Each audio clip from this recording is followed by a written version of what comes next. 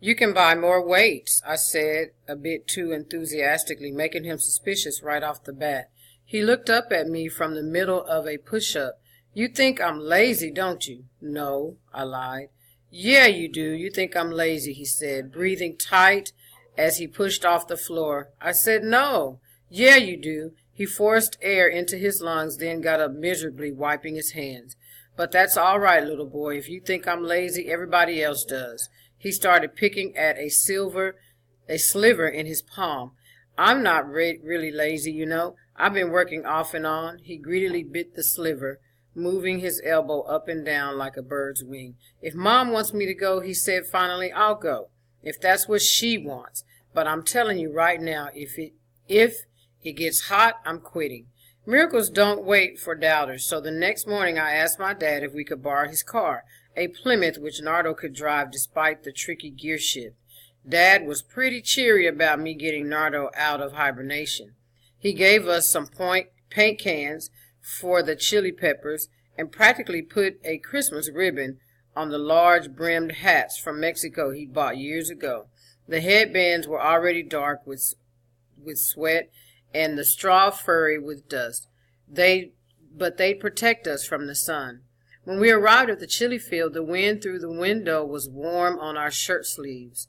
Already the sky was beginning to hollow out, the clouds rushing toward the rim of the horizon as if even they knew the sun would soon be the center of a boiling pot. The foreman, wearing a pale yellow shirt with a black leather vest and cowboy boots with curled tips, refused at first to hire us, saying I was too young, that it was too late in the day. Most field workers got up at the first wink of dawn. Besides, all the rolls had been taken hours ago. He laughed at the huge lunch bag bulging under Nardo's arm and said we looked like two kids strolling out on a picnic. Although he could fake disappointment better than anybody, deep down I believe Nardo wanted to give picking chilies a try.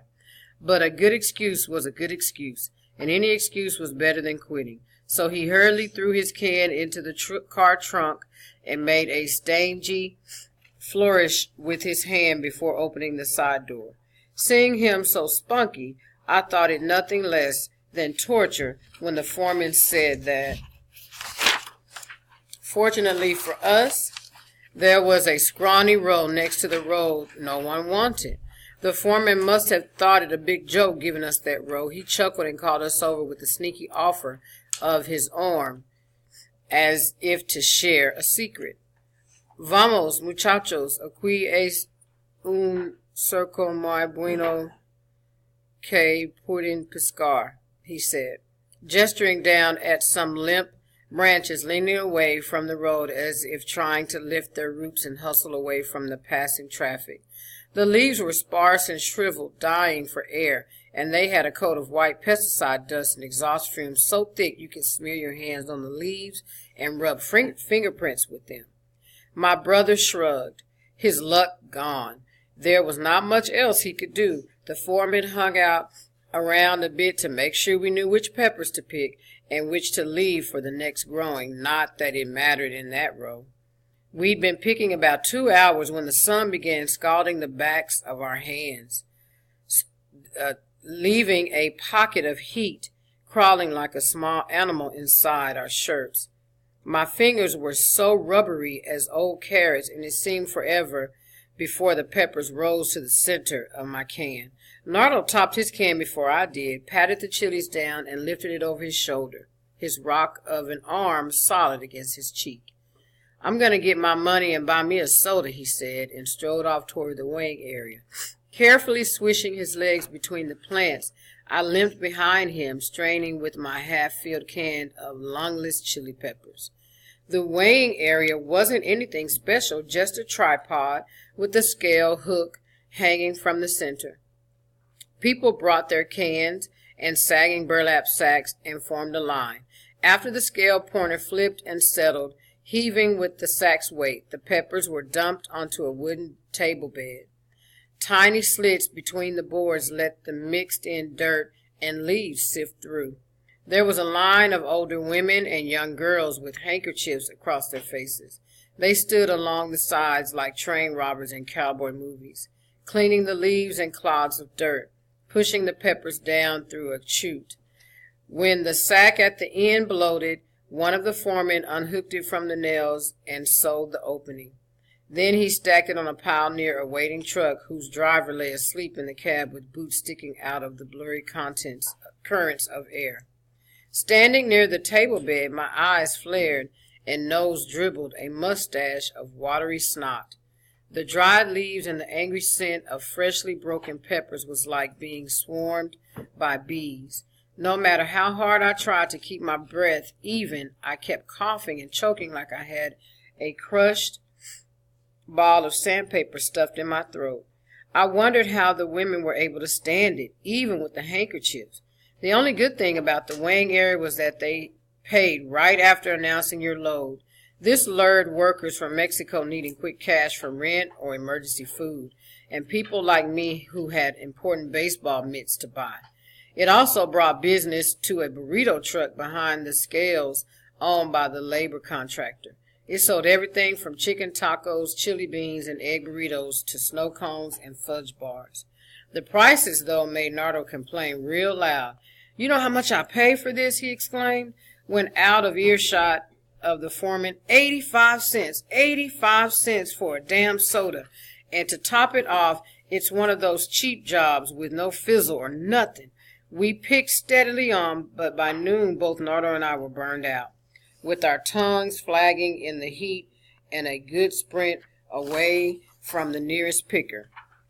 Farther up, under clouds boiling like water on the horizon, a staggered string of men worked 2 and 3 rows apiece. "They're wetbacks," my brother explained. "They pick like their goddamn lives depended on it." I looked over at the Mexican man working on the rows next to ours and nodded agreement. He handled 4 rows all by himself, using 2 cans and trading handfuls from one can to the other. He'd go up 2 rows, then down 2 rows, greeting us on his return with a smile and shy wave. To save time, he placed burlap sacks every 20 feet, and every half hour or so he'd pour a loaded can into the closest. Behind him, 3 sacks already lay fat and tightly sewn. We eyed him, amazed by his quickness. "Maybe that's what we should do," I suggested. Nardo shook his head. "Are you crazy?" he asked with conviction. "It'll take us the whole damn day just to fill one lousy sack." He was right. We weren't the best pickers in the field. We weren't even close to being the worst. We stopped too much, my brother to eye the girls near the weigher, to me to watch the man and compare hands. His were wings and a blur of wonder. Mine stirred a pot of warm honey. The way he moved, too, made me think he'd make a terrific shortstop. What with the way he shifted from plant to plant, his knees like a triangle tilting first one way, then another. He was a whirling wind when gathering up his cans and burlap sacks, and eyeing him this way with admiration almost made me forget my own tiredness. Although he never seemed to tire, never seemed to rise much above the plant, but hid inside the quivering leaves until, with one flickering toss, a rain of yellow peppers showered the air and dropped into his can. I was marveling at him when Nardo tapped me on the shoulder. "Look what's coming," he said, pointing his chin at a van creeping up the road. Cars had been insulting us with dust and exhaust fumes all morning, so when I saw how this van approached like a dog sneaking up on a bush, I knew something was wrong. The van was green, a dim, starved, four-light green, like the leaves on our row. Its windows were open, and the man behind the wheel had his head out scanning the roads. Suddenly people began to stand up, licking the air and stretching as if peering over a high wall. There was fast talking in Spanish and frenzied commotion as suddenly 40 or so people all at once jumped up and started running. They didn't even bother going through the furrows and scissor steps like Nardo had done, but ran in waves, trampling over plants and tipping over cans. Those last to run brought up the rear, steadying their hats with one hand and thrashing their snapped-up coats in the other. I still didn't know what was going on. My first thought was to run, but when I saw 3 more vans and a large labor bus pop out of a narrow road in the cornfield bordering ours, I knew that immigration had come for the people.